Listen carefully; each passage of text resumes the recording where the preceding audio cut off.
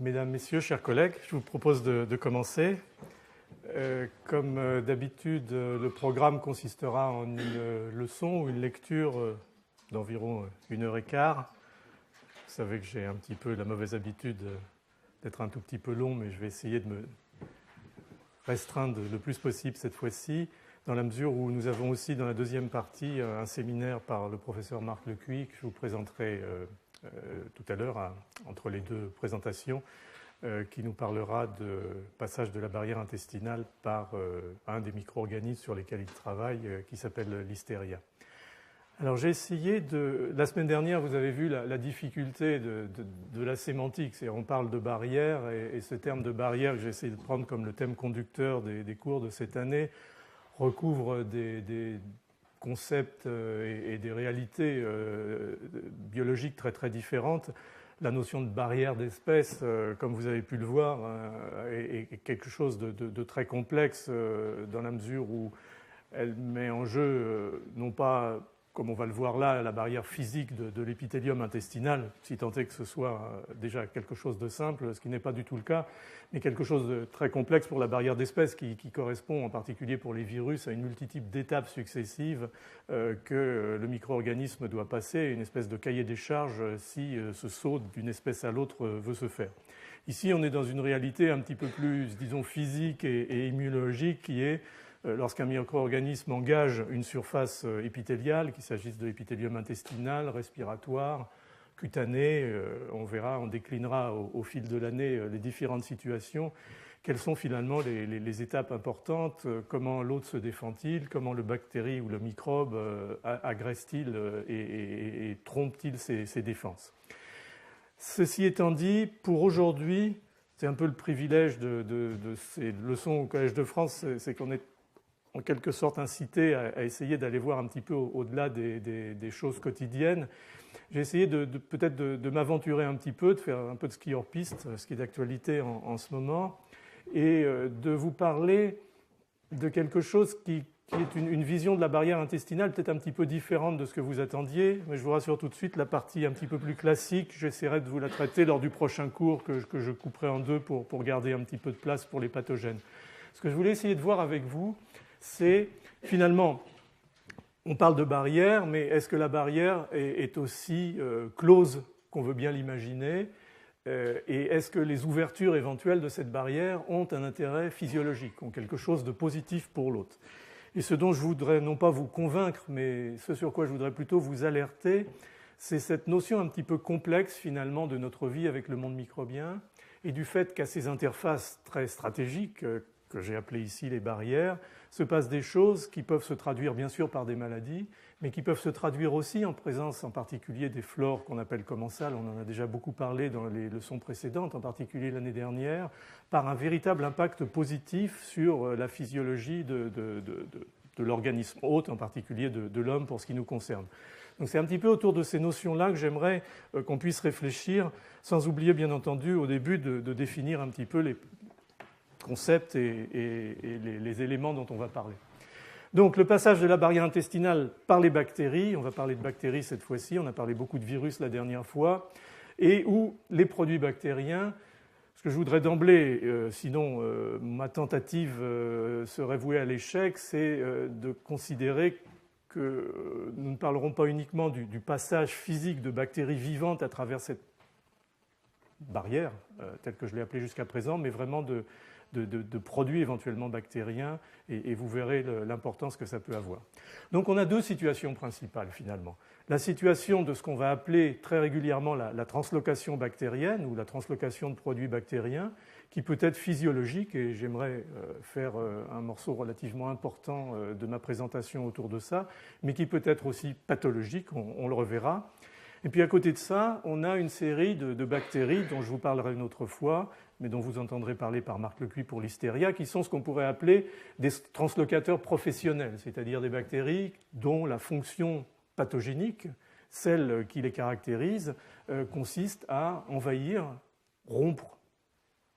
cette barrière, la détruire éventuellement par des mécanismes inflammatoires, ce qui a sa logique sans doute dans le processus infectieux qui permet en particulier à ces micro-organismes de passer d'une niche qui probablement ne leur est guère favorable, qui est l'environnement, la flore intestinale, vers des tissus naïfs qui sont sans doute plus propices à leur croissance et à leur développement. Donc je vous parlerai la prochaine fois de salmonelle, de Shigella, de Yersinia. Vous verrez tout de suite les différences, bien entendu, qu'il peut y avoir. Néanmoins, le concept de passage de cette barrière intestinale, de translocation, il va s'appliquer tout autant à des bactéries qu'on ne considère habituellement pas comme pathogènes. Alors l'année dernière, je vous avais parlé beaucoup, et j'ai repris d'ailleurs une diapo antérieure, de l'homme comme un hybride microbe primate. C'est ce qu'on appelle maintenant de plus en plus le concept d'hologénome ou de superorganisme, c'est-à-dire que nous sommes ce que nous sommes en tant qu'individus multicellulaires eucaryotes, plus notre flore microbienne, et en particulier, bien entendu, la flore microbienne intestinale qui, quantitativement et par sa diversité, est la plus importante. Donc ce que montre cette diapositive, c'est que nous vivons avec des micro-organismes à l'intérieur de notre tube digestif, avec d'ailleurs un gradient qui part de la cavité buccale, qui n'est pas d'ailleurs sur cette diapositive, avec des chiffres très très importants, de l'ordre de 10 ou 11 milliards de micro-organismes par millilitre de salive. On descend ensuite dans l'estomac, qui est une cavité qui est considérée classiquement comme stérile, mais qui en fait n'est pas stérile. Il y a un certain nombre d'extrémophiles, comme on les appelle, qui vivent dans cette acidité gastrique très importante, en particulier des souches comme Helicobacter, qui est quelque part entre un commensalisme chronique et un pathogène. Et puis au fur et à mesure qu'on avance dans le tube digestif, cette flore s'enrichit à la fois en nombre d'espèces et en quantité. Dans le duodénum et dans le jéjunum, on est déjà à 1000, 10 000 bactéries par millilitre. Quand on se rapproche du côlon, en particulier dans l'iléum et dans le cécum, on est déjà à des chiffres relativement considérables de l'ordre de 10 puissance 9 bactéries par millilitre. Et peu à peu aussi, la nature des micro-organismes, comme vous le voyez, se modifie. Et puis le côlon, bien sûr, est le réservoir avec plusieurs centaines de grammes de micro-organismes, environ 1000 espèces qu'on classe, on en avait parlé l'année dernière, pour celles et ceux d'entre vous qui étaient présents, en firmicutes, c'est-à-dire des grammes positifs anaérobie, en bactéroïdetes, qui sont des grammes négatifs anaérobie, et puis un certain nombre d'autres familles bactériennes qui sont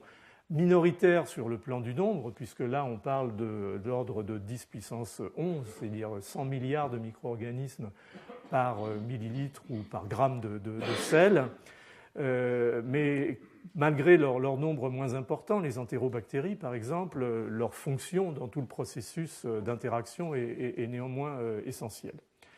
Donc, vous connaissez les chiffres, la flore résidente de l'intestin représente environ 10 fois le nombre de cellules qui constituent notre propre organisme, ce qui est tout à fait considérable. Et si on raisonne en termes de gènes, ce fameux hologénome, la flore microbienne qui peuple nos surfaces, encore une fois en particulier l'intestin, représente environ 100 fois le nombre de gènes qui nous caractérisent, puisqu'on a nous-mêmes environ 30 000 gènes actifs, et la flore microbienne, telle qu'on peut l'anticiper sur ce qu'on appelle maintenant les analyses métagénomiques, comporte environ 3 millions, voire un petit peu plus de gènes, ce qui vous prouve la richesse, la diversité et naturellement la fonction de cette flore, puisqu'on considère généralement que globalement, cette flore microbienne correspond à un organe supplémentaire qui, métaboliquement parlant, consiste à peu près en ce que le foie, qui est déjà probablement un de nos organes les plus actifs, est capable de faire. Donc, cette flore microbienne, il est bien évident que la coévolution a amené une espèce d'équilibre qui a permis d'un côté de la contenir là, dans ces cavités, en particulier dans la cavité intestinale, et en même temps de l'utiliser, ou en tout cas d'en tirer un certain nombre de bénéfices. Je pense que si il n'y avait pas ce mutualisme, en fait, c'est-à-dire que nous-mêmes bénéficions à cette flore et cette flore nous bénéficie, il est fort peu probable que la nature aurait gardé cet équilibre avec ce nombre absolument colossal de micro-organismes. Donc ces microbes, il faut, pour parler simplement, s'en protéger, d'où la notion de barrière. Et la notion de barrière épithéliale intestinale, puisqu'on va parler d'intestin dans cette présentation, est née il y a maintenant à peu près 25 ans de l'analyse finalement de la biologie cellulaire, en particulier la morphologie initialement, puis de l'intégration de ces cellules en tant qu'épithélium et les mécanismes moléculaires qui assurent la cohésion des cellules entre elles. Il faut quand même réfléchir au fait que cette énorme flore microbienne dont on parle est séparée de nous d'une couche cellulaire qui fait quelque chose comme 30 ou 40 microns d'épaisseur. Et au-delà de cette couche cellulaire, c'est l'organisme interne, stérile, le milieu intérieur. Donc, je pense que vous mesurez d'emblée l'importance qu'a cette barrière et la complexité qui a dû se développer en association avec le système immunitaire pour que cette barrière soit efficace. Alors, je voulais juste montrer 4 photos ici, parce que ce sont des gens pour qui j'ai énormément à la fois d'admiration scientifique et surtout d'amitié, qui ne sont pas à eux seuls les personnalités qui résument l'ensemble de la connaissance de l'épithélium intestinal, mais c'est en tout cas ceux qui m'ont appris l'épithélium intestinal. Une est une histopathologiste de Harvard Medical School qui s'appelle Marianne Neutra, qui a d'ailleurs travaillé assez longtemps à Strasbourg, qui est la personne qui a le plus travaillé sur un certain nombre de mécanismes de perméation de cette barrière intestinale, en particulier via des cellules dont on reparlera, qui sont les cellules M, qui sont des translocateurs professionnels, très peu présents, bien entendu, au niveau de l'épithélium, mais essentiels pour cet échantillonnage, comme on dit maintenant, permanent de micro-organismes, d'antigènes, à partir de la lumière intestinale. Un autre est Jean-Pierre Créhenbuhl de Lausanne, qui est un de ceux qui a mis véritablement en interface cette notion de barrière épithéliale et son intégration avec le système immunitaire. C'est un des grands spécialistes de l'immunité des muqueuses, avec beaucoup de contributions sur justement cette compréhension de l'intégration. Et puis les deux autres, c'est Daniel Louvard, qui est le directeur de la recherche de l'Institut Curie à Paris, qui a fait l'essentiel de ses carrières sur la compréhension de la structure de la cellule épithéliale, en particulier de la mise en place, de l'assemblage de ce qu'on appelle la bordure en brosse, qui est le pôle apical des cellules épithéliales, avec tout ce que ça concerne, bien entendu, de mécanismes moléculaires extrêmement complexes. Et le quatrième est Jim Madara, qui est un chercheur qui lui aussi a été un des pionniers, en particulier dans la compréhension du trafic des cellules inflammatoires à travers l'épithélium, dans le domaine à la fois de l'infection et éventuellement des maladies inflammatoires de l'intestin. On a parlé pas mal de maladies de Crohn l'année dernière. Les maladies inflammatoires de l'intestin commencent très souvent par une effraction des polynucléaires neutrophiles dans la crypte intestinale. Et Jim Madara, qui est maintenant doyen de l'école de médecine de l'Université de Chicago, est un de ceux qui a véritablement montré ces mécanismes. Donc ça, c'est un peu mon paysage scientifique en matière de barrière épithéliale intestinale et je voulais à cette occasion leur rendre hommage. Donc la cohésion épithéliale, dont on a parlé déjà, est assurée par un élément essentiel. Entre chaque cellule, on a ce qu'on appelle des jonctions cellulaires,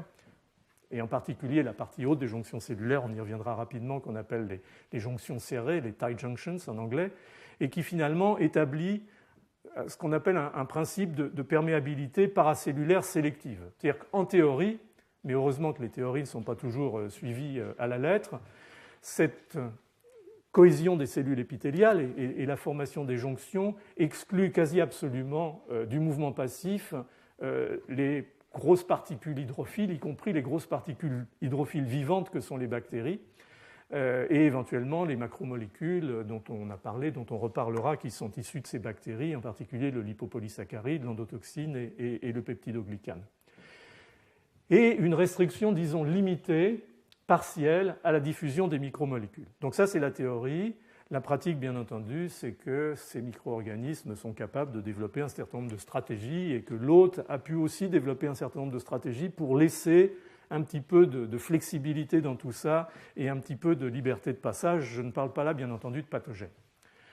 Alors, je vous parlais tout à l'heure de cette barrière finalement presque pathétique entre nous-mêmes et le monde extérieur, même si là, il est représenté par le tube digestif. Vous voyez ici une villosité intestinale, donc c'est l'intestin grêle. Vous avez cette monocouche de cellules épithéliales avec la bordure en brosse qu'on voit très très bien ici, le noyau des cellules. Et de l'autre côté, c'est ce qu'on appelle la lamina propria, c'est-à-dire que ce sont déjà le tissu conjonctif, les vaisseaux à la fois sanguins et lymphatiques, et un certain nombre de cellules,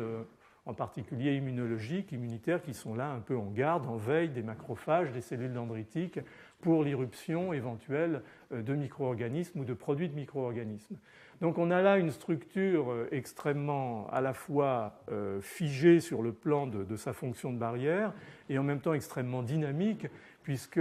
lorsque l'on part des cellules souches de la crypte intestinale et qu'on remonte vers le sommet de la villosité, on parle d'un délai de 2 jours finalement de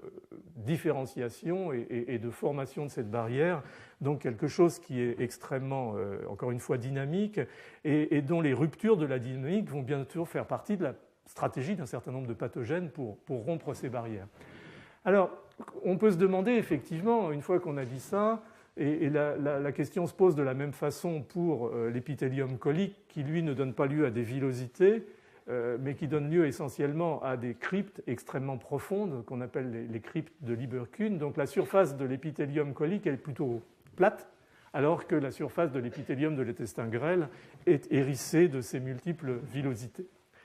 Donc le principe reste le même, c'est-à-dire qu'on a les cellules souches au bas de la crypte et la régénération, la prolifération, la différenciation, la montée en surface et éventuellement à certaines étapes, et regardez ici la petite flèche bleue, le fait que certaines de ces cellules vont mourir. Et au moment où ces cellules meurent, elles sont exclues de cet épithélium. On pensait jusqu'à présent que cette exclusion se faisait grâce à des mécanismes finalement d'adhésion et de refoulement de ces cellules. On s'aperçoit de plus en plus qu'au moment tout de même de cette exclusion, il peut se passer une fraction probablement de seconde et quelques microns d'épaisseur qui permettent à des micro-organismes éventuellement proches de venir interagir, en particulier avec la région basolatérale de ces cellules, et en profiter pour entrer. Donc cette dynamique, et en particulier cette mort cellulaire à l'extrémité des villosités, ça n'est pas le seul moyen pour les micro-organismes de faire effraction à travers la barrière, mais il commence à se profiler des résultats qui montrent que les microbes ont réussi à utiliser cet élément naturel du cycle vie-mort des cellules pour pouvoir maîtriser cet effet de barrière. Et puis je vais parler de Marianne Neutra. Sur la surface des structures lymphoïdes qui sont associées à la muqueuse intestinale, ce qu'on appelle dans l'iléon, c'est-à-dire dans l'intestin grêle terminal, les plaques de Peyer, mais dans le côlon, ce qu'on appelle les nodules lymphoïdes solitaires, c'est-à-dire des tout petits ganglions qui sont présents à une fréquence d'environ 4 à 8 par centimètre carré, et à la surface de cet épithélium qui couvre ces follicules, qu'on appelle l'épithélium folliculaire, il y a quelques cellules qui sont probablement des entérocytes ou des cellules épithéliales intestinales dédifférenciées, qu'on appelle les cellules M, et dont le rôle en fait est physiologiquement d'aller capturer dans la lumière intestinale des antigènes, des particules et éventuellement des bactéries, des virus ou des parasites, mais qui vont là être tirés directement vers le système immunitaire. Autant un passage ici va permettre une irruption dans une zone qui n'est pas immédiatement disponible sur le plan de la réponse immunitaire. Du temps va passer avant que les cellules soient recrutées, que la réponse se mette en place. Là, on est dans un dispositif, si je puis dire, professionnalisé, où l'entrée des micro-organismes est attendue et traitée immédiatement par des cellules qui sont dans cette poche de cellules M qui s'appellent des macrophages résidents, par exemple, ou des cellules dendritiques. Donc, cette barrière épithéliale intestinale, telle qu'elle est montrée là, semble essentiellement, disons, cellulaire, physique. En fait, la barrière intestinale, c'est un complexe d'éléments différents qui sont intégrés pour assurer, en fait, un effet de barrière. Et vous ne serez pas étonné d'apprendre ou de réentendre que la flore intestinale elle-même, c'est-à-dire notre flore résidente, ce qu'on appelle le microbiote, assure une partie de cette barrière intestinale. C'est-à-dire que ces micro-organismes, on en a déjà parlé dans des leçons antérieures, sont capables d'assurer finalement la loi du premier occupant, c'est-à-dire d'occuper des récepteurs que ne viendront pas occuper des pathogènes, sont capables de lutter contre des micro-organismes entrants, allogènes, en produisant à la fois des microcines ou des molécules antibiotiques, et en assurant, on y reviendra très rapidement, une maturation du système immunitaire muqueux qui va permettre à l'autre d'être plus en mesure, au moment où il est agressé, de répondre de façon pertinente et disons, calé, ciblé sur cette agression. Donc un rôle très important de la flore intestinale elle-même dans cet effet de barrière. Deuxième molécule ou deuxième élément très important dans cette barrière, ce sont ce qu'on appelle les mucines. Les mucines, ce sont des glycoprotéines géantes dont certaines sont ancrées dans la membrane de la bordure en brosse des cellules épithéliales, et d'autres sont sécrétées en permanence, c'est-à-dire libérées dans le milieu intestinal avec un certain degré de cohésion en surface. Si on prend, disons, la forme hydratée, puisqu'elles sont sécrétées de façon quasiment déshydratée, et au moment où elles arrivent dans la lumière intestinale, avec la présence de fluide, elles se gonflent considérablement, on peut considérer qu'on produit chaque jour 3 litres de mucus, de mucine dans notre flore intestinale. Alors ces 3 litres, sans vouloir rentrer dans une chose très triviale, on n'en voit pas véritablement la trace, parce que la plupart est en fait dégradée, métabolisée par la flore intestinale elle-même. Beaucoup de micro-organismes de la flore intestinale sont,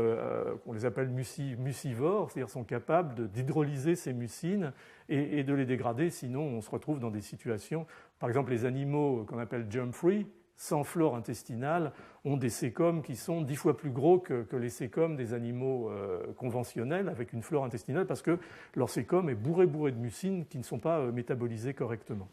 Donc les mucines jouent un rôle extrêmement important de barrière physique, et on reviendra rapidement sur d'autres aspects qui sont tout à fait pertinents de la barrière intestinale. Des molécules antimicrobiennes, des molécules diffusibles comme l'oxyde nitrique, les radicaux oxygènes, et puis bien entendu, on en a aussi parlé, des protéines cationiques de petits poids moléculaires qu'on appelle des peptides antimicrobiens ou des défensines,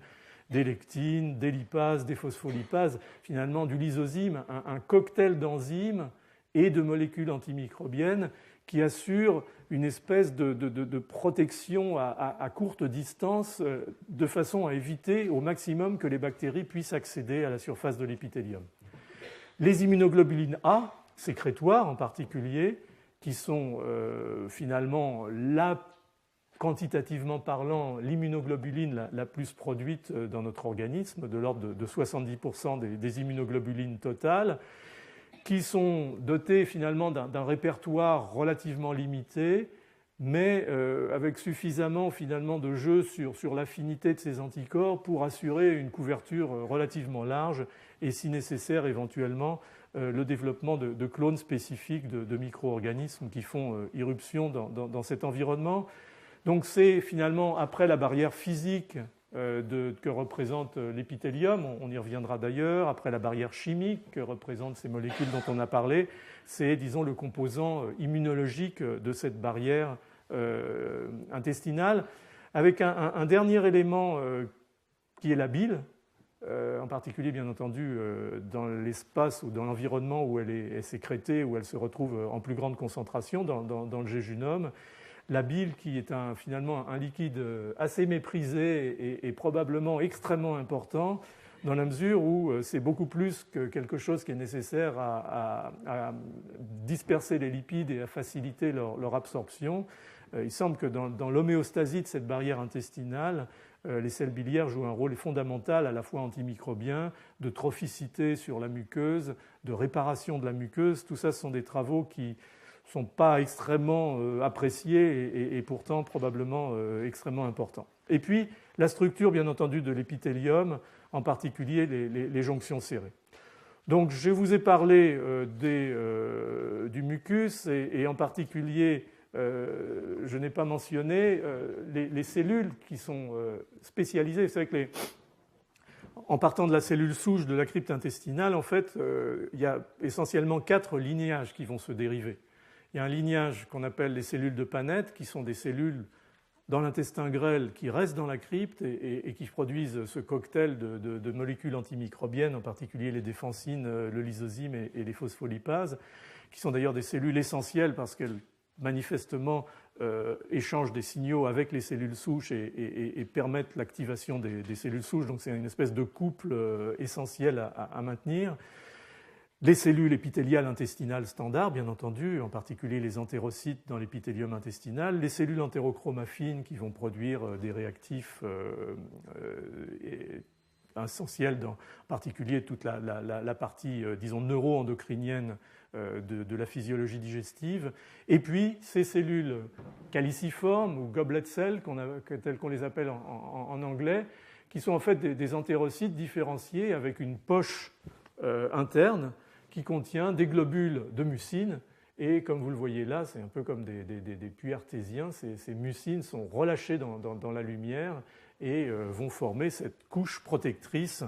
qui est à la fois une couche protectrice physique, mais qui est aussi une couche dans laquelle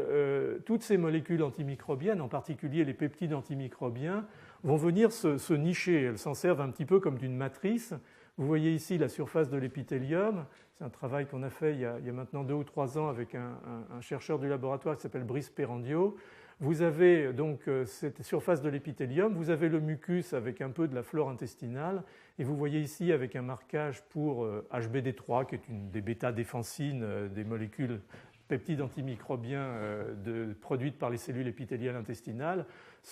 finalement s'associe et est gardée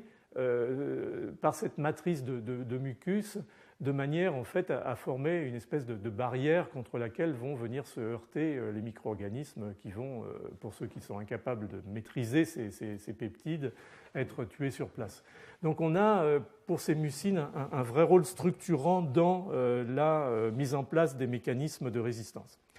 Les peptides antimicrobiens, en fait il y en a 2 catégories. Dans l'intestin grêle, certains sont produits par ce qu'on appelle les cellules de Paneth, et je vous en ai déjà parlé,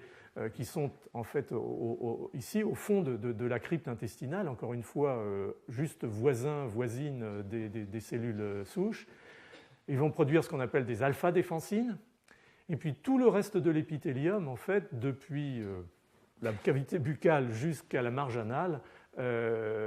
produit par l'intermédiaire des cellules épithéliales intestinales, soit constitutivement, soit de façon inductible, ce qu'on appelle des bêta-défensines. Vous voyez que les molécules sont assez proches, sauf que les bêta ont 3 ponts disulfure qui structurent, ça en fait des petits peptides extrêmement rigides, très résistants aux protéases, et une autre famille qu'on appelle les catélicidines. Donc ces molécules sont un peu en voie d'émergence dans la reconnaissance de leur importance et de leur rôle,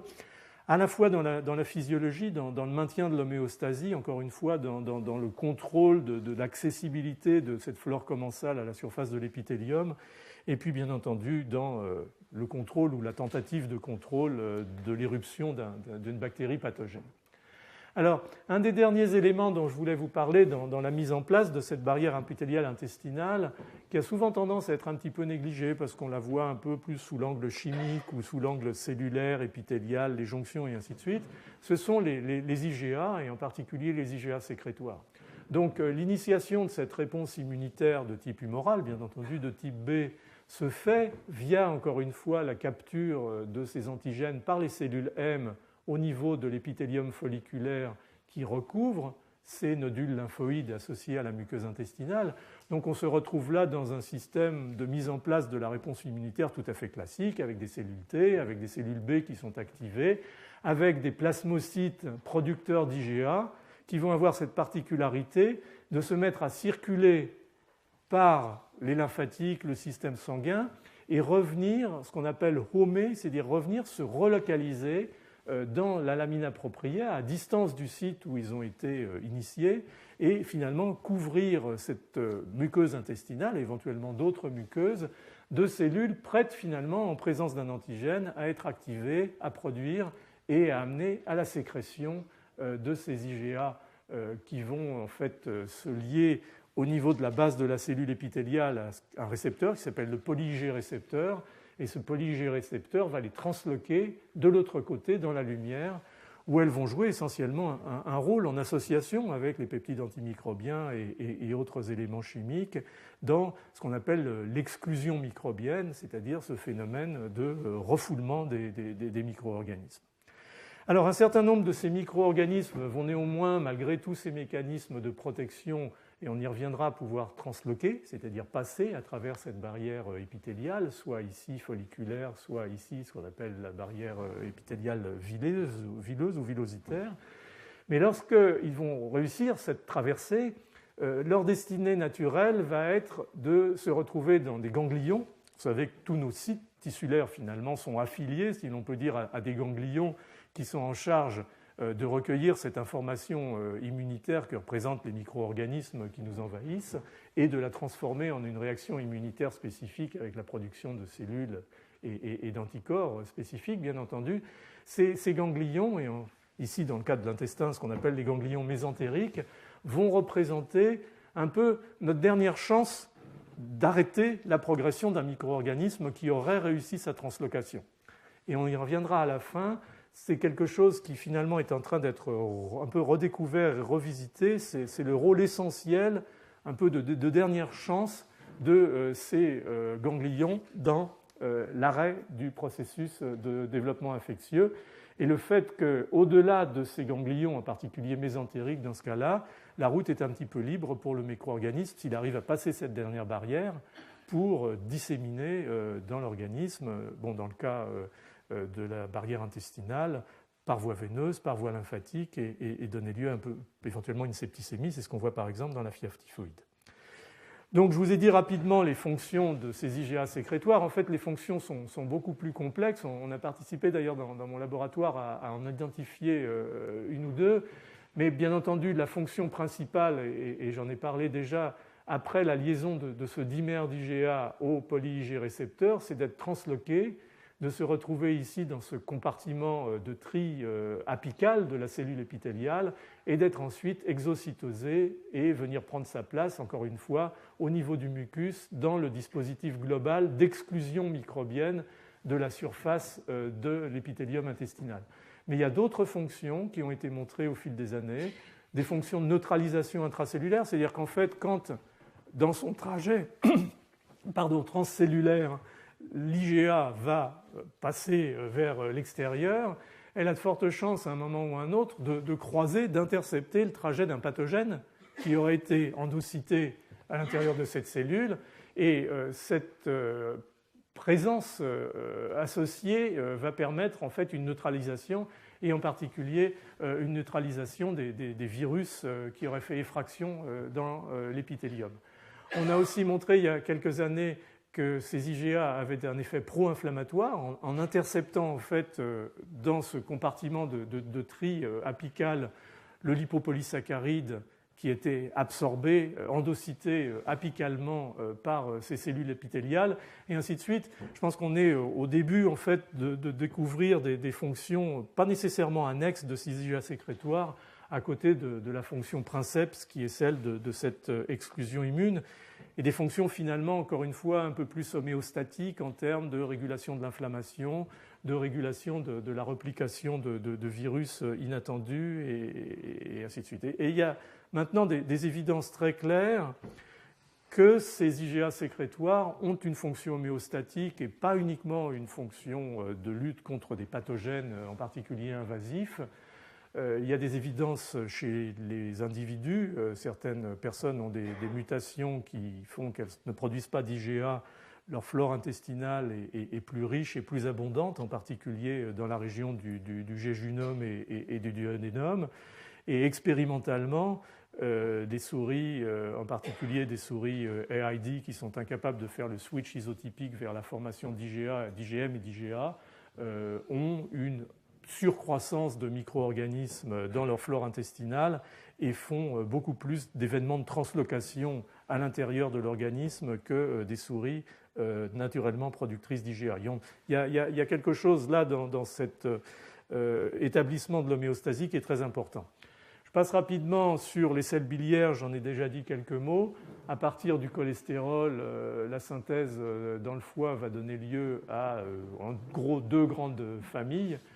Les kénodésoxycholates et choline,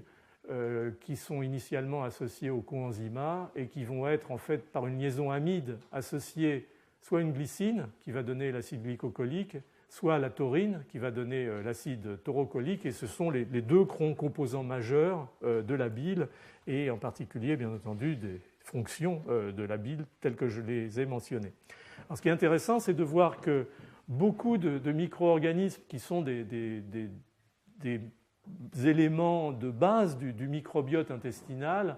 en particulier des lactobacilles, des entérocoques, l'Listeria monocytogenes, qu'on peut considérer comme bien souvent incommensal dans la mesure où les portages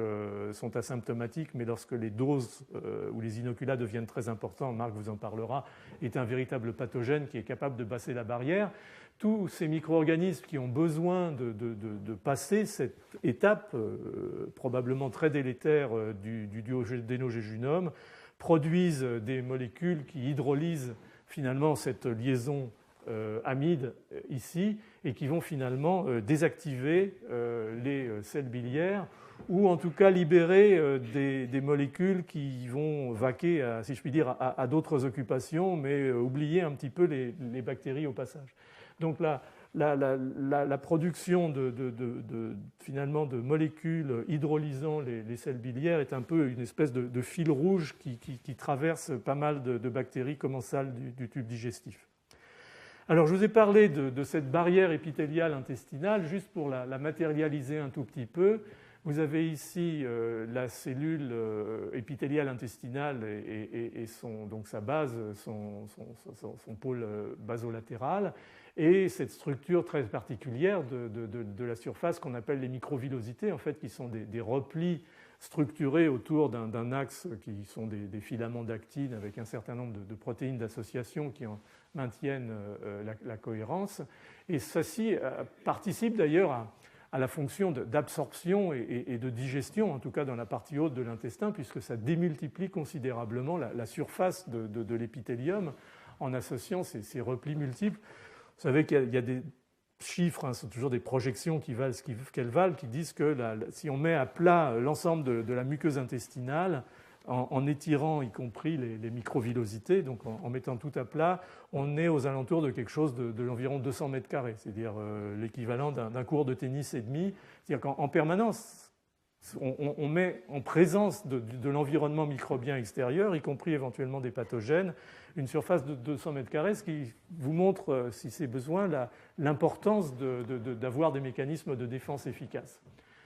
Donc on a ici la zone qui est finalement la zone essentielle de cette cohérence de la barrière épithéliale, qui est ce qu'on appelle les jonctions serrées ou les tight junctions, qui sont caractérisées par la présence d'un certain nombre de molécules qu'on appelle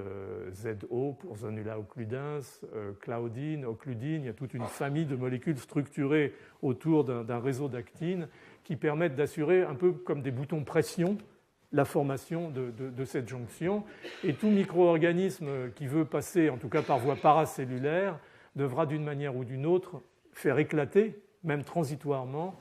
ces jonctions cellulaires, soit directement, soit indirectement. Donc ça vous donne un peu l'idée générale. Et vous voyez ici, en microscopie électronique, j'espère que vous le voyez en tout cas, depuis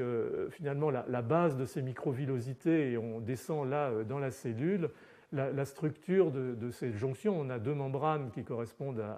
aux deux cellules qui sont adjacentes, et vous voyez dans la partie haute en particulier que ces deux membranes sont vraiment l'une contre l'autre, boulonnées si l'on peut dire, par ces molécules dont je vous ai parlé qui forment ces jonctions serrées. Alors, après cette finalement entrée en matière de description un petit peu de la nature de cette barrière, la question encore une fois se repose. Est-ce que cette notion de translocation bactérienne et éventuellement de produits bactériens est une notion pertinente, qui a du sens, ou est-ce que finalement cette barrière est tellement blindée, si l'on peut dire, que tout événement de passage de micro-organismes ou de produits bactériens est voué à l'échec? Bon, il semble de plus en plus, sinon ça n'aurait pas fait l'objet d'un cours, que effectivement les bactéries sont capables de se faufiler sous une forme ou sous une autre, de manière extrêmement limitée, bien entendu, quand on parle d'homéostasie, à travers cette barrière. Le concept de perméabilité intestinale aux micro-organismes, encore une fois, on ne parle pas là de pathogènes professionnels qui sont capables d'engager et de rompre cette barrière, mais de micro-organismes qui sont des constituants permanents de la flore.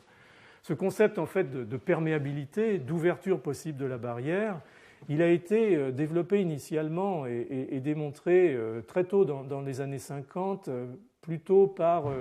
des chirurgiens, par des réanimateurs, par des gens qui faisaient finalement face à des drames infectieux chez des personnes choquées, avec des hémorragies sévères ou avec des brûlures étendues. Et ils ont constaté assez rapidement que les personnes qui étaient dans des états de choc sévères avaient beaucoup plus facilement, si l'on peut dire, que des individus en bonne santé, des événements de translocation microbien qui pouvaient donner bien entendu lieu ensuite à une septicémie et à décès du patient par choc septique. Et très vite, ces observations initiales en clinique ont été modélisées chez l'animal, en particulier chez le chien. C'est une expérience qui serait beaucoup plus difficile à faire maintenant, bien entendu, où il a pu être montré que lorsqu'on induisait expérimentalement chez des animaux un choc hémorragique, par exemple, on retrouvait dans les ganglions mésentériques et éventuellement dans le sang circulant périphérique sous forme de bactériémie ou de septicémie, non seulement des bactéries, mais en plus des bactéries qui étaient représentatives des bactéries qu'on cultivait majoritairement de la flore intestinale de l'animal. Donc manifestement, quelque chose s'était passé dans la rupture, dans la perméation de la barrière à l'occasion de ce choc, et c'est ça qui a amené finalement initialement à l'idée que notre barrière épithéliale intestinale n'était pas si probablement imperméable qu'on pouvait bien le croire. Mais la question que je voulais poser ici, c'est finalement, est-ce que cette translocation bactérienne ou cette translocation de produits bactériens à travers l'épithélium intestinal, est-ce qu'elle n'est pas aussi quelque part physiologique ? Et c'est là que j'aurais voulu vous amener un certain nombre de notions récentes. Toutes ne sont pas complètement démontrées, toutes ne sont pas totalement expliquées. C'est un petit peu la fonction du collège d'aller, si je puis dire, aux frontières des thématiques et de se poser quelques questions.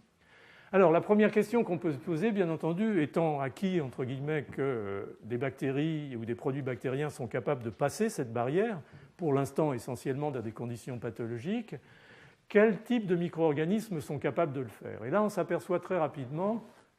c'est indispensable de lire tout ça, mais comme je vous l'avais expliqué la dernière fois, j'essaye de mettre des diapositives qui soient assez informatives pour ceux qui consultent, en particulier sur le site web du collège. Les bactéries qui sont vraiment prédominantes dans ces événements de translocation, ce sont ces bactéries finalement paradoxalement minoritaires en termes de population, c'est-à-dire les Escherichia coli, les Klebsiella, d'autres entérobactéries, les entérocoques et un certain nombre de streptocoques qui sont, comme vous le savez, des bactéries toutes anaérobies. Par contre, malgré leur prédominance énorme, les bactéries anaérobies, on a parlé des firmicutes tout à l'heure et des Bacteroidetes, on a 100, 1000, 10 000 fois plus nombreuses en fait que ces micro-organismes-là, ont très peu tendance à transloquer, probablement parce que l'environnement très riche en oxygène des tissus va amener à leur destruction très très rapide. Par contre, ces bactéries anaérobies jouent un rôle fondamental dans cet effet de barrière microbienne dont je parlais initialement, qui va éventuellement moduler et modérer la possibilité d'accès de bactéries halogènes à la surface de l'épithélium. Donc chez la souris, il existe une corrélation directe entre l'importance numérique des espèces présentes dans la lumière intestinale et le nombre de bactéries vivantes appartenant à ces espèces qu'on va retrouver par exemple dans les ganglions mésentériques, qui sont un petit peu le témoin qu'un événement de translocation a eu lieu, puisqu'on va les retrouver à distance à l'intérieur de l'organisme dans ces ganglions. Donc, ces événements de translocation existent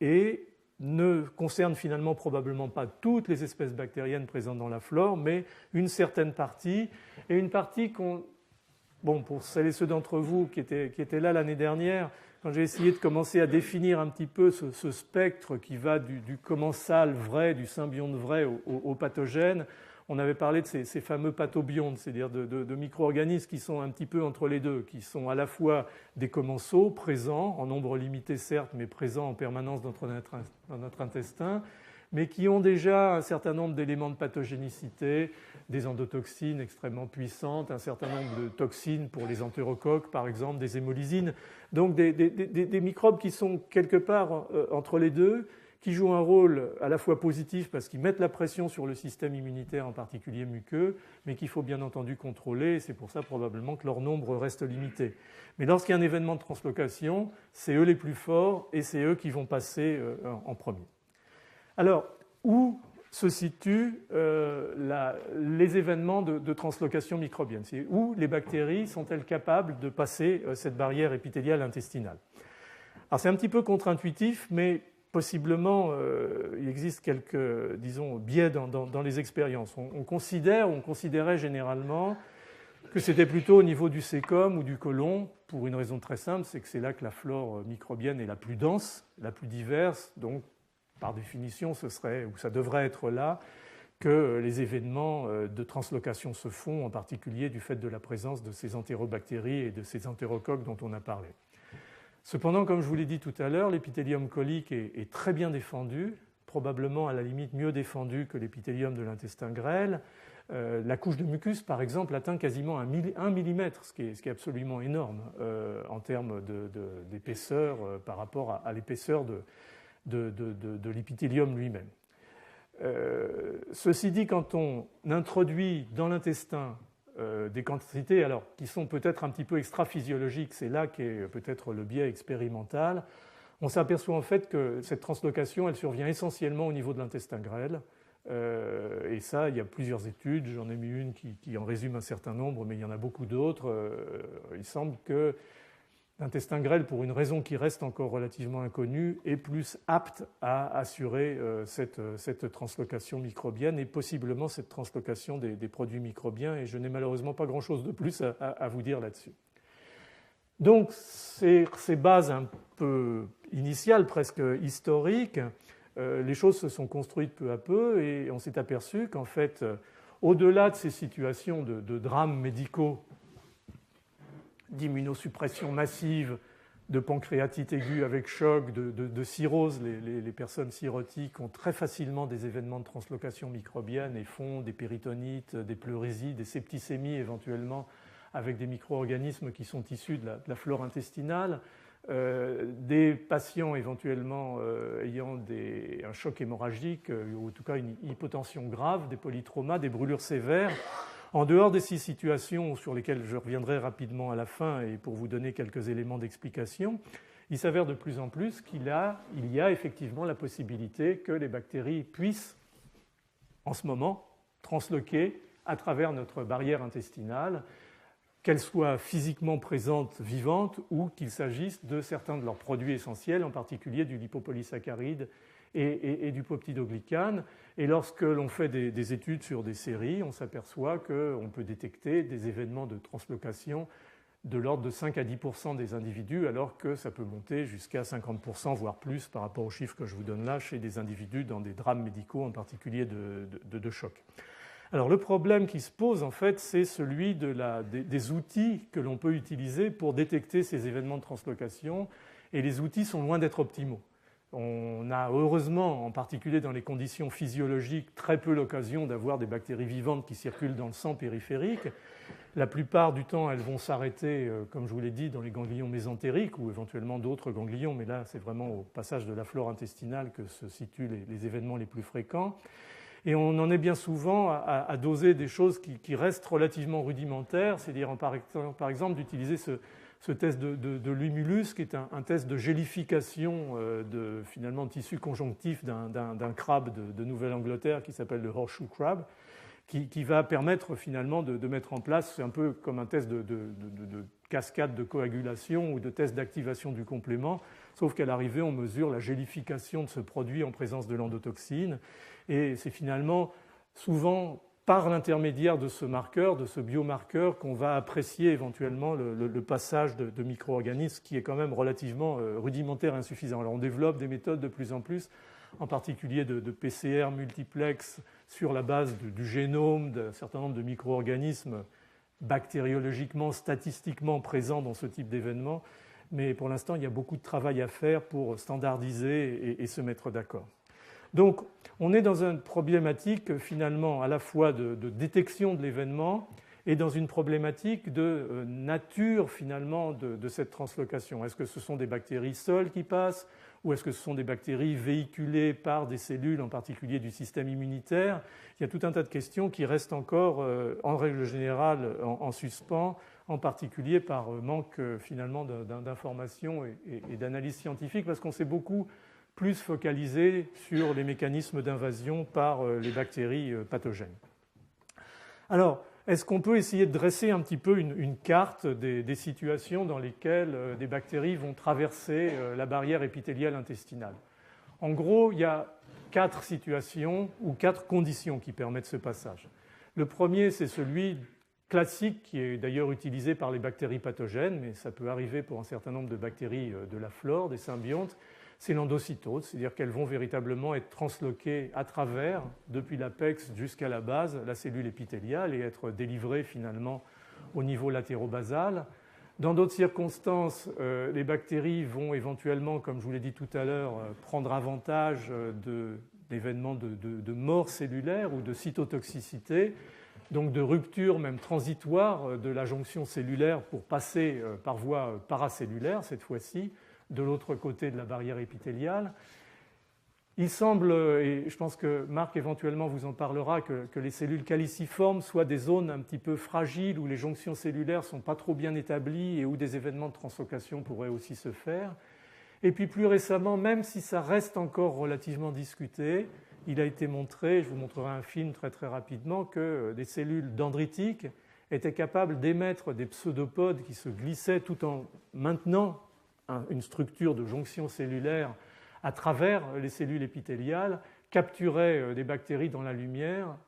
et rétracteraient ce pseudopode pour amener les bactéries à l'intérieur de l'organisme. Donc une espèce de système de veille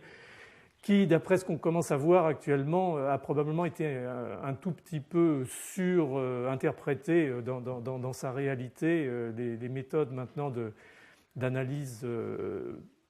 par microscopie à 2 photons en temps réel montrent moins de ces événements alors qu'on les avait démontrés essentiellement sur des explants tissulaires. Donc il y a un petit doute, mais il reste néanmoins la possibilité que ce soit un des mécanismes quand même de ce passage. Alors, juste pour montrer, mais je pense que Marc en reparlera au sujet de l'hystéria, il y a eu un joli travail en 2006 du groupe de Manuel Amieva aux États-Unis qui a montré en fait cette notion que les bactéries avaient tendance à prendre avantage de zones de fragilité de l'épithélium, et en particulier de zones où des cellules mouraient et étaient exclues de la couche épithéliale, car cette zone, pendant un certain temps, ne me demandez pas combien de temps, probablement très peu, expose des molécules qui sont susceptibles d'être des récepteurs, alors qu'en temps normal, elles sont finalement exclues de la reconnaissance par les bactéries, étant du côté latérobasal et non du côté apical. Et on voyait dans ce papier, qui était un papier uniquement in vitro, l'évidence qu'effectivement l'essentiel des phénomènes d'entrée de l'hystéria dans cette monocouche épithéliale se faisait au niveau de ces zones d'exclusion cellulaire. Alors ça, c'est juste un petit film très rapide que m'a passé, si je puis dire, ma collègue et amie Maria Ressigno, qui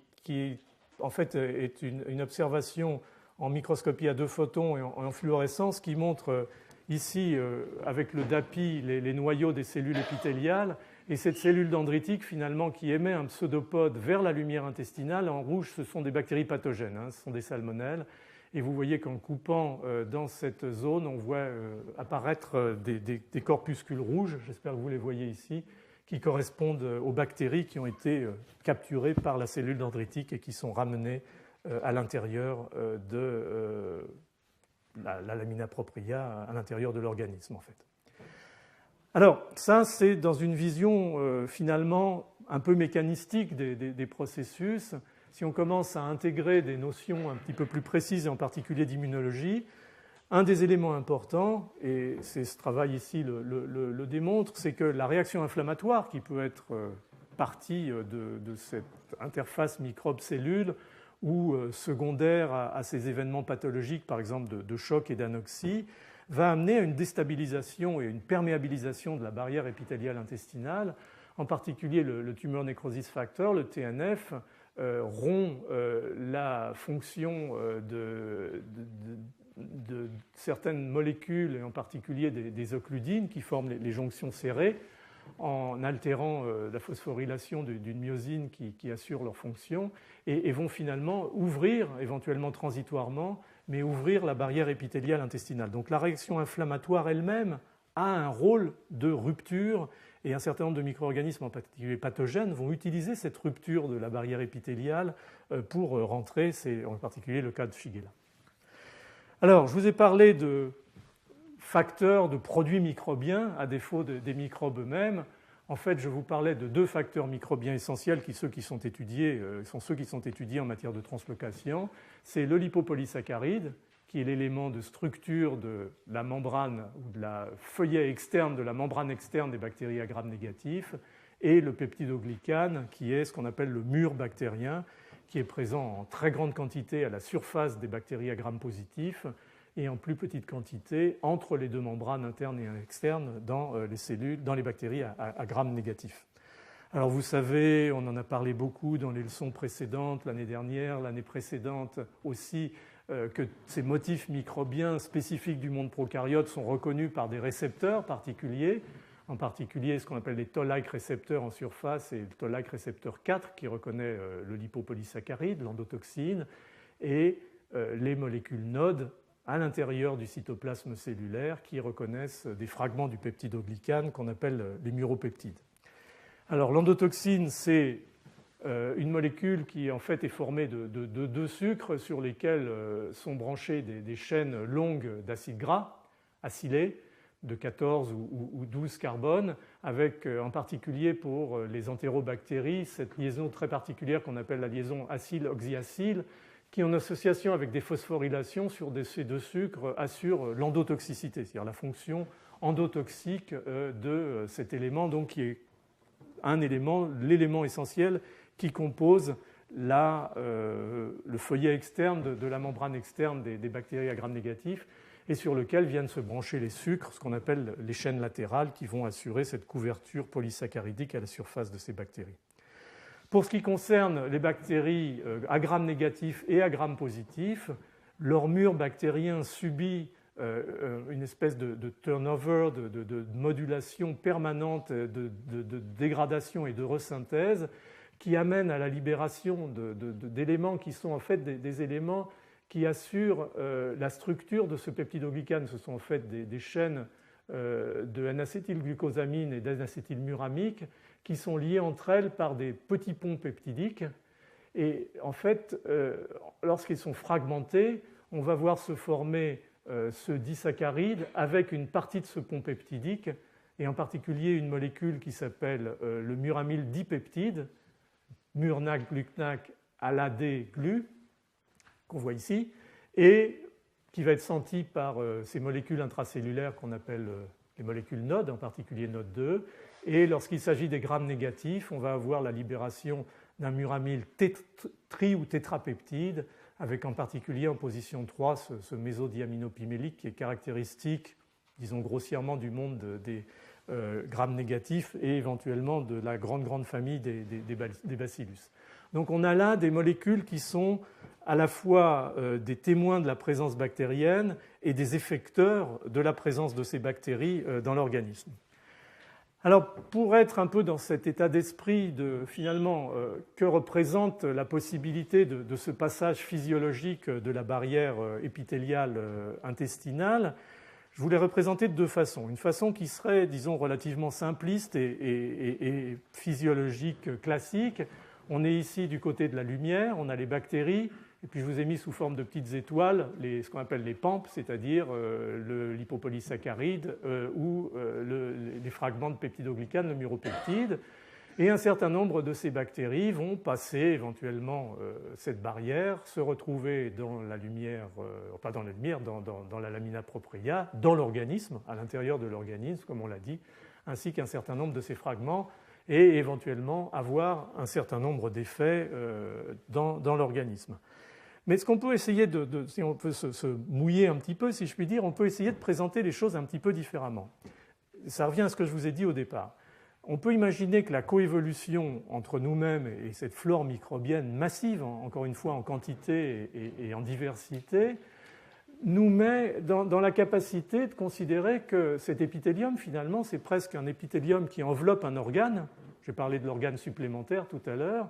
qui est un organe formé de bactéries qui sécrète ces composants bactériens. Et cet organe, finalement, à travers cet épithélium, va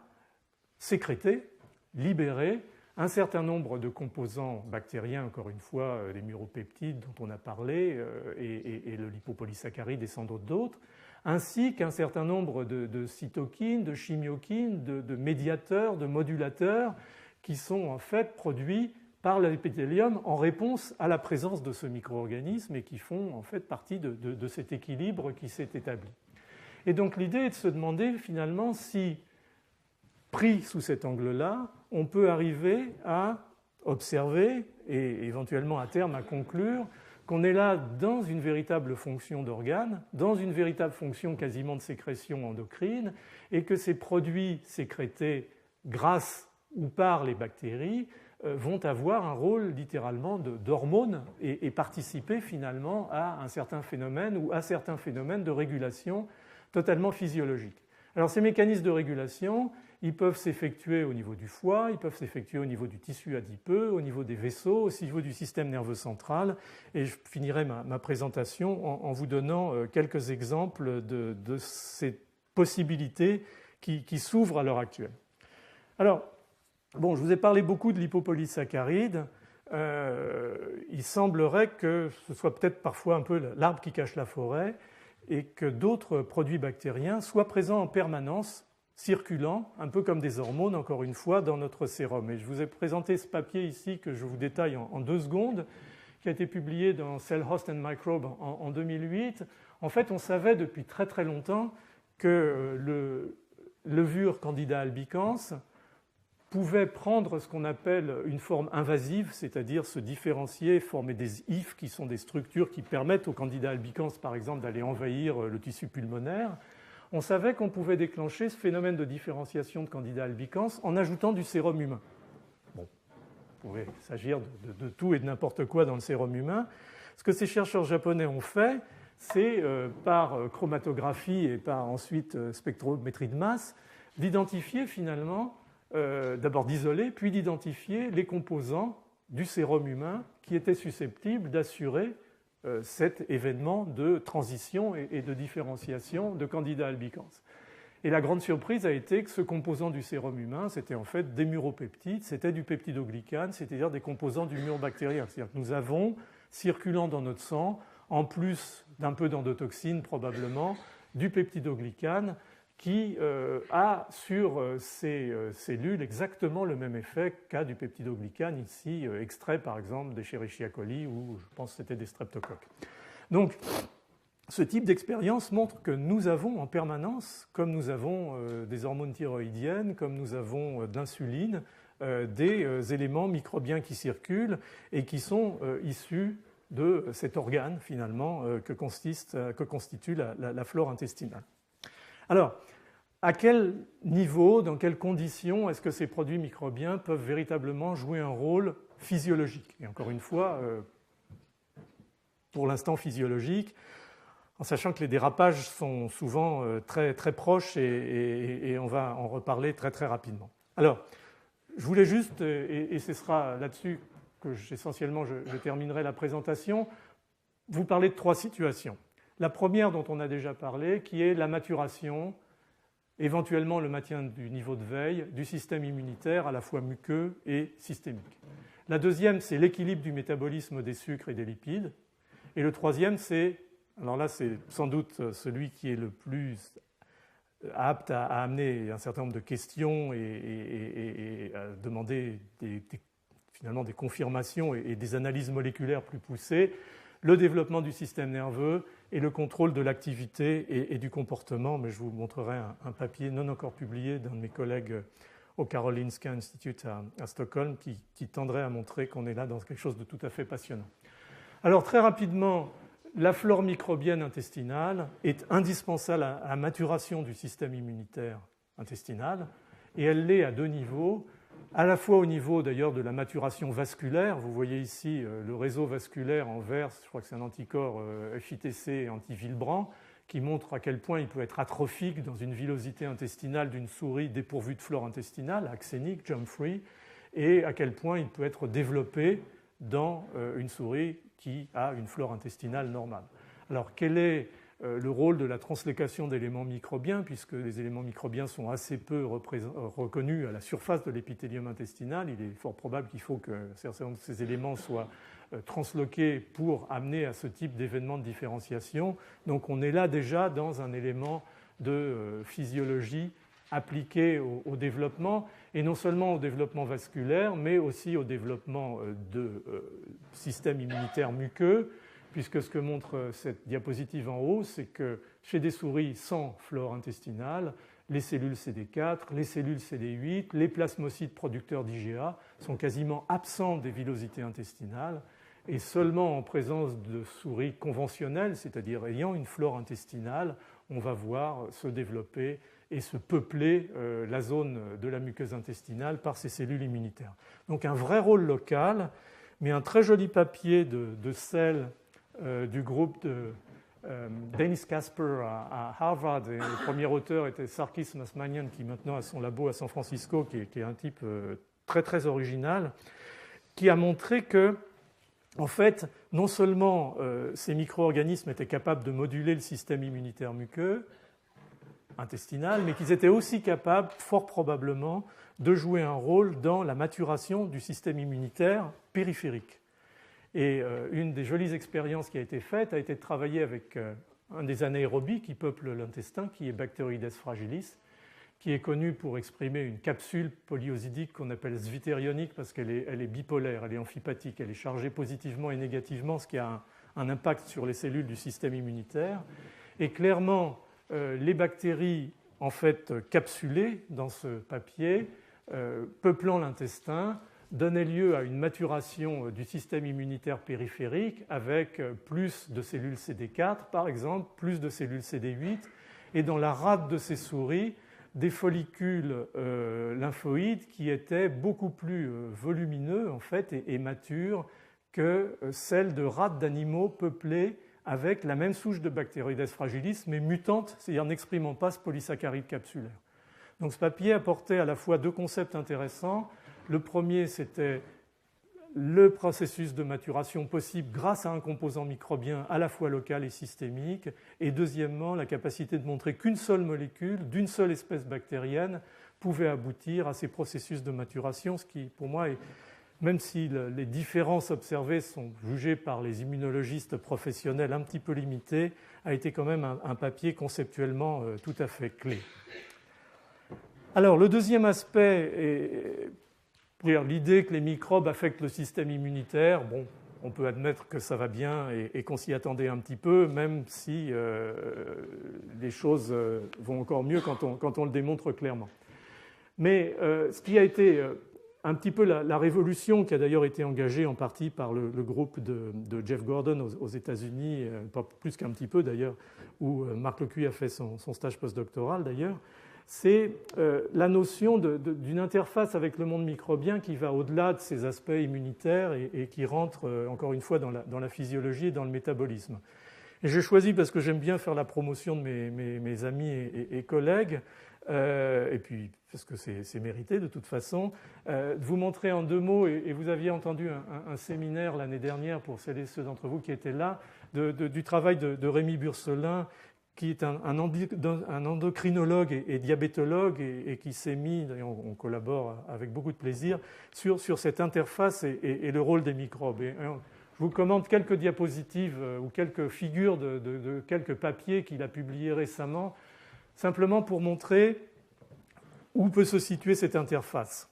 Ce qui est montré ici par cette courbe, en noir, c'est le dosage de l'endotoxine dans le sérum de souris, qui sont nourris normalement avec une flore intestinale classique, conventionnelle. Et la courbe plate ici, à plus haut niveau, ce sont des souris qui, elles aussi, ont une flore conventionnelle, mais qui sont nourries avec une diète très riche en lipides.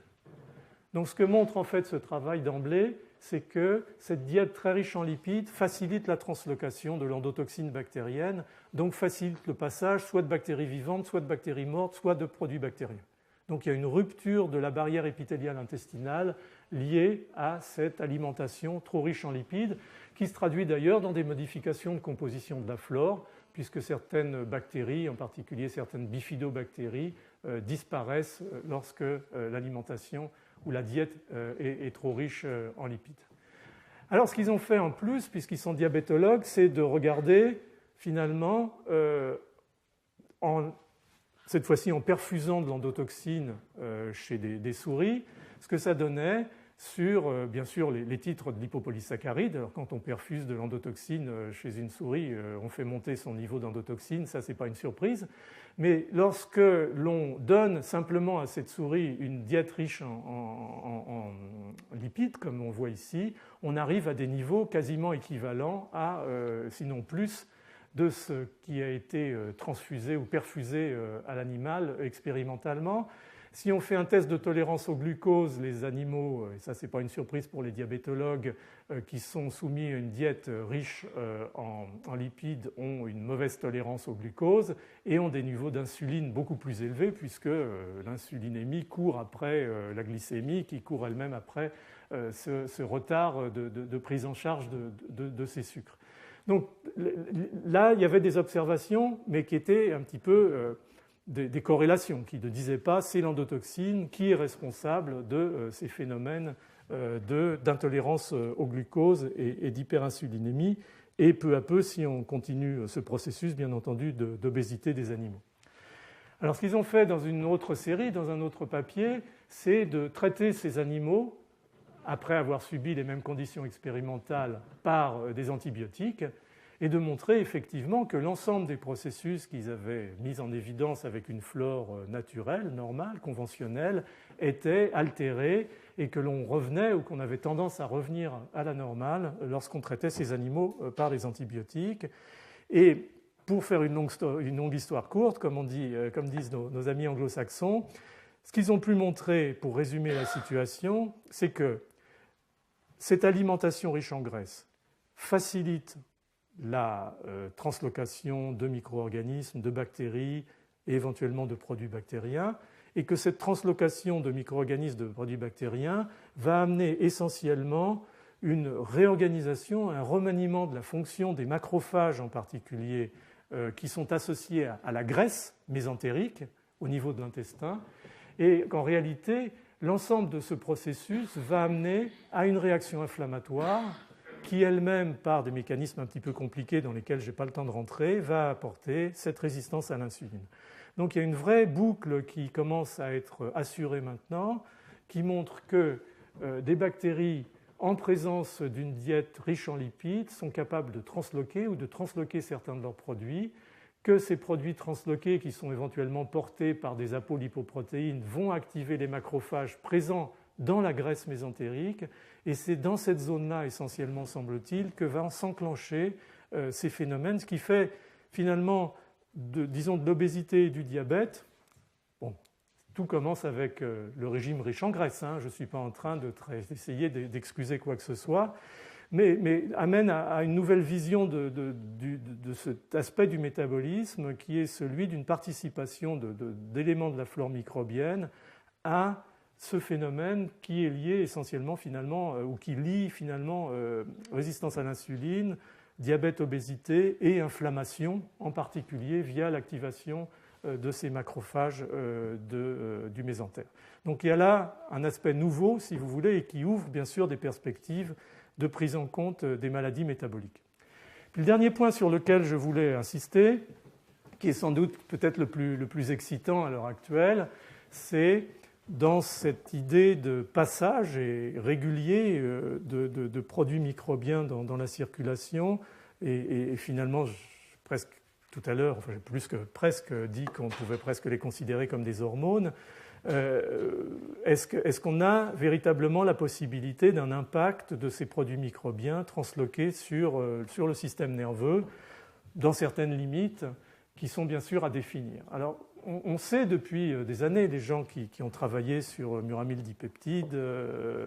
savent que le MDP, donc ce fragment du mur bactérien, est une hormone du sommeil en fait. C'est une hormone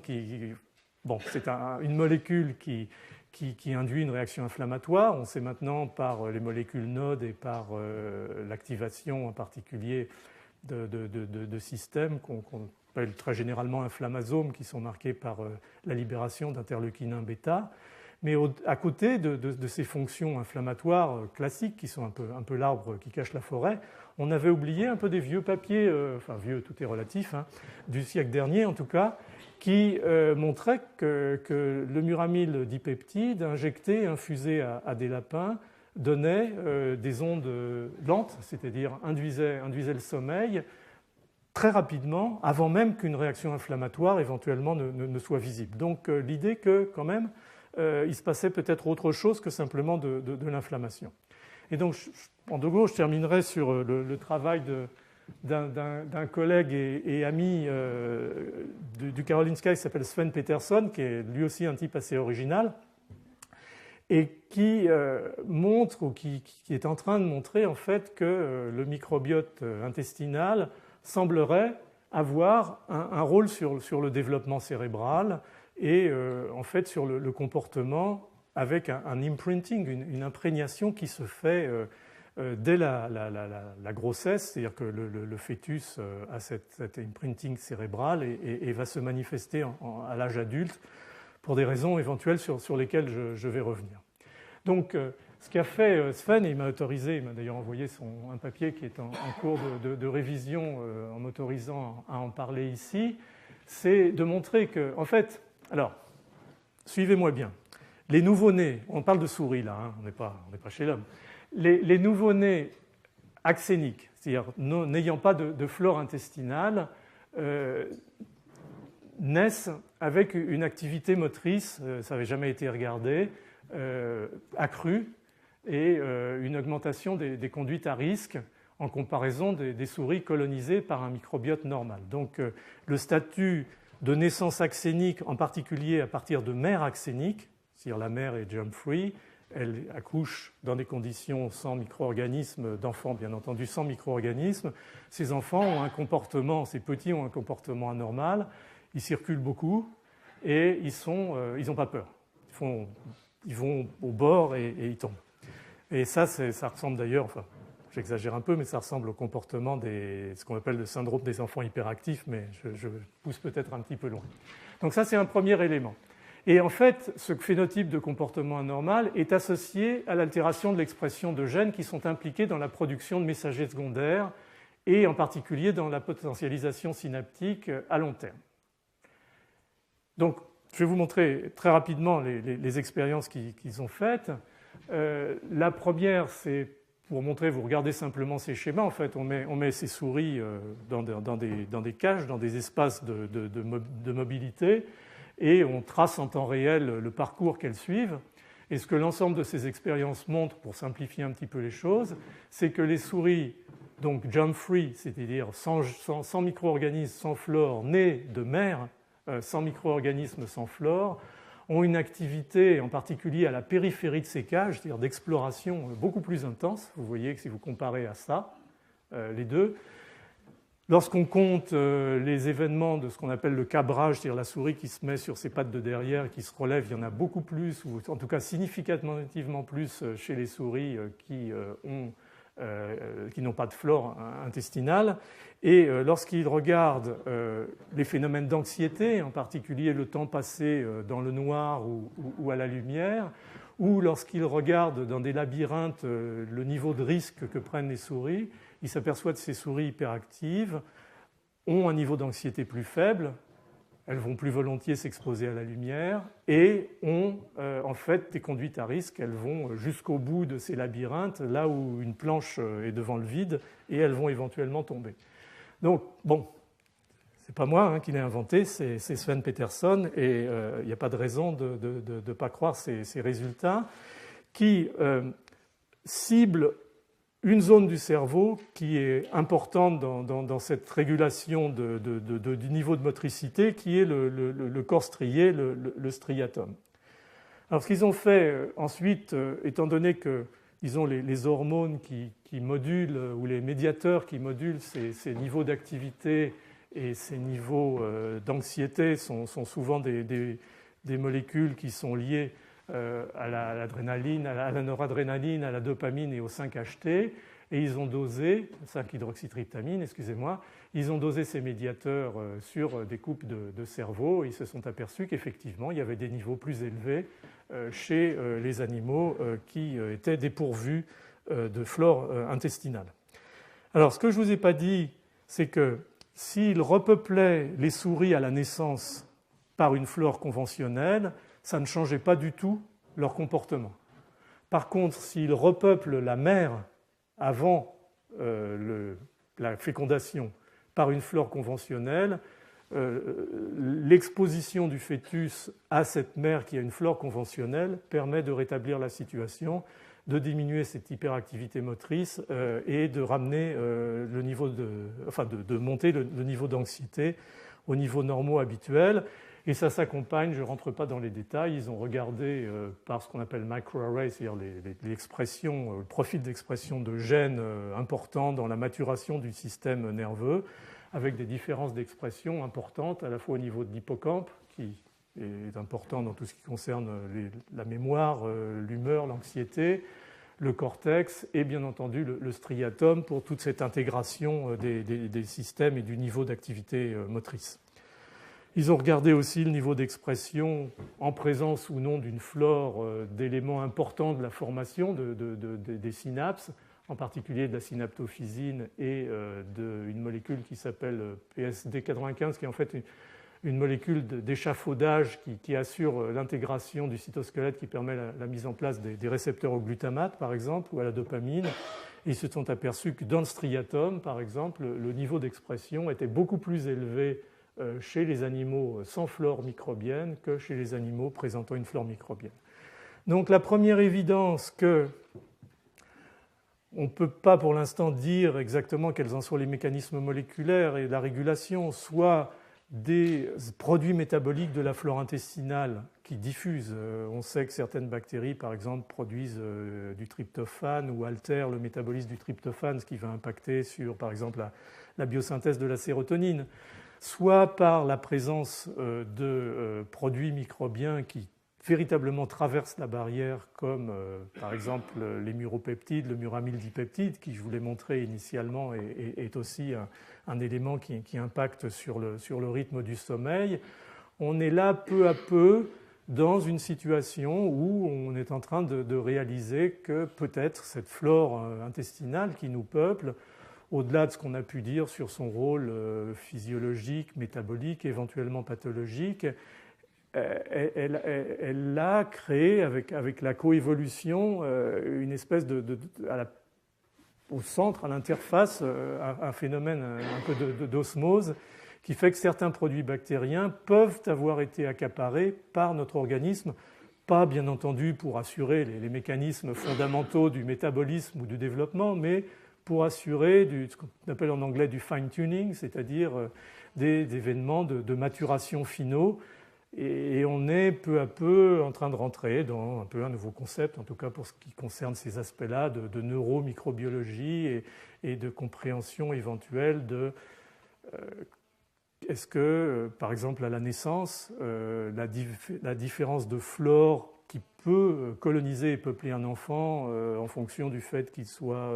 nourri au sein, nourri au biberon, accouché par les voies naturelles, accouché par césarienne, tout ça l'expose dans les premières heures de la vie à des flores totalement différentes. Et peu à peu, en particulier via des modèles expérimentaux, on va peut-être pouvoir commencer à donner du sens à un certain nombre de choses et peut-être expliquer des phénomènes, en particulier comportementaux, qui pour l'instant n'étaient pas du tout expliqués et dont on ne s'attendait pas du tout à ce qu'ils puissent avoir un rapport quelconque avec les microbes. Donc voilà, c'était ma séquence promotion du rôle des microbes dans les sciences naturelles.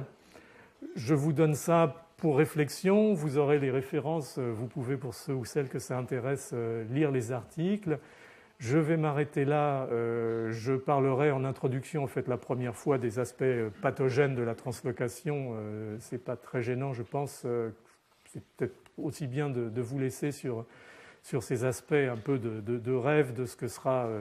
la microbiologie dans ce nouveau siècle. Et je serai ravi de répondre à des questions si vous en avez. Et ensuite, je présenterai Marc Lecuy. Merci.